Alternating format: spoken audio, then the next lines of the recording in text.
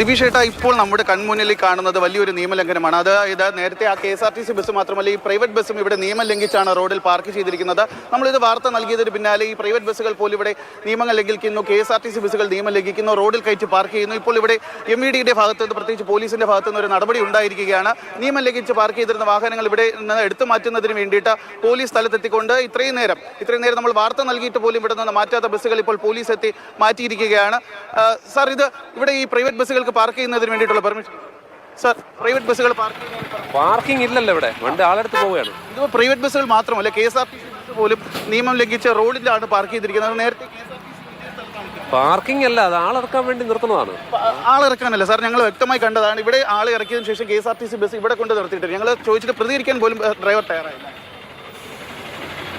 Permission ഉണ്ട് ഇവിടെ. നിങ്ങളുടെ ATയുടെ ഓഫീസ് ഇവിടെ ഉണ്ട്, അവിടെ പോയി ഒന്ന് കംപ്ലൈന്റ് പറയൂ. സാർ, ട്രാഫിക്കിന്റെ ഭാഗത്തുനിന്നുള്ളല്ലോ. അപ്പോൾ ഇതിന്റെ ഭാഗത്ത് ഞങ്ങൾ പോലീസുകാരെ നിർത്തിയിട്ടുണ്ട്. അവർ അപ്പോൾ തന്നെ പുറത്ത് നിങ്ങൾ കണ്ടില്ലേ പോലീസുകാർ? ഏകദേശം 5 മിനിറ്റോളമായി സാർ ഒരു പ്രൈവറ്റ് ബസ് ഇവിടെ നിർത്തിയത്. പോലീസുകാർ 2 പോലീസുകാർ ഇവിടെ ഡ്യൂട്ടിയിലുണ്ട്. അവർ ഓടി നടന്ന് ജോലി ചെയ്യുകയാണ്. നിങ്ങൾ കാണുന്നില്ലേ ഈ വീടത്ത്? തീർച്ചയായിട്ടും. അതായത് ഇത്രയും തിരക്കുള്ള ഈ സ്ഥലത്ത് ഇപ്പോൾ പോലീസുകാരെ തന്നെ സാക്ഷ്യപ്പെടുത്തുന്നു. ഇവിടെ ഇത്രയും തിരക്ക് നിയന്ത്രിക്കുന്നതിന് വേണ്ടിയിട്ട് 2 പോലീസുകാരെ മാത്രമാണ് ഇത്രയും നേരം ഇവിടെ നിർത്തിയിരുന്നത്. നമ്മളിവിടെ എത്തി ഈ ലംഘനങ്ങൾ കൃത്യമായി റിപ്പോർട്ട് ചെയ്തതിനു ശേഷമാണ് മറ്റ് പോലീസ് ഇവിടെ എത്തിയും, പ്രത്യേകിച്ച് ട്രാഫിക് എൻഫോഴ്സ്മെന്റ് പോലീസ് ആ ഒരു വാഹനത്തിൽ അവർ എത്തി. ഇപ്പോൾ ഏകദേശം 5-ലധികം പോലീസുകാർ ഇവിടെ നിന്ന് കൃത്യമായി ഈ വാഹനങ്ങൾ ഇവിടുന്ന് മാറ്റുന്ന നടപടികൾ ചെയ്തുകൊണ്ടിരിക്കുന്നത്. വീണ്ടും നമുക്ക് തൊട്ടിപ്പുറത്തായിട്ട് തന്നെ കാണാം. വീണ്ടും ഇത്തരത്തിൽ ഇതിൻ്റെ അകത്തുകൂടി പോകാൻ മാത്രം പെർമിഷനുള്ള വാഹനങ്ങളാണ് ഈ കാണുന്ന രീതിയിൽ.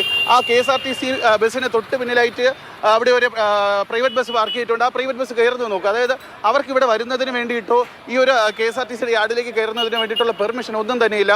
പക്ഷേ കൃത്യമായ നിയമം, ഈ 3 കുട്ടികൾ ഇവർക്ക് ഇവിടെ നിന്ന് മറ്റ് വഴിയിലേക്ക് പോകണമെങ്കിൽ അവർക്ക് കൃത്യമായി സീബ്ര ലൈനുണ്ട്.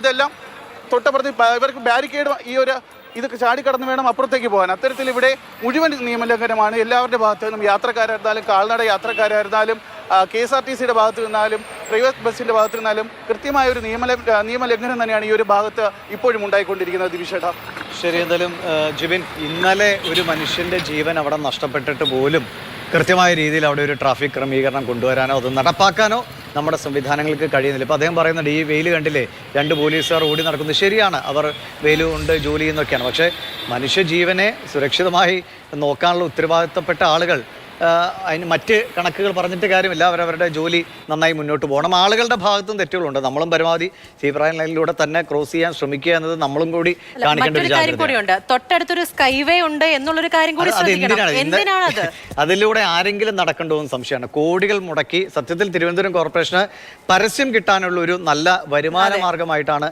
ആ സ്കൈവേ നിൽക്കുന്നതെന്നാണ്. വളരെ അപൂർവം ആളുകൾ മാത്രമേ അത് ഉപയോഗിക്കുന്നുള്ളൂ. ആളുകൾ അത് ഉപയോഗിക്കാൻ വേണ്ടി നടുക്ക് കുറച്ച് ഉയരത്തിൽ റോഡിനെ വേർപെടുത്തുന്ന രീതിയിൽ ഉയരത്തിലൊക്കെ വാർത്തൊക്കെ വെച്ചിട്ടുണ്ട്. പക്ഷേ വളരെ കുറവ് ആളുകൾ മാത്രമാണ് അത് ഉപയോഗിക്കുന്നത്. അതും പ്രശ്നമാണ്.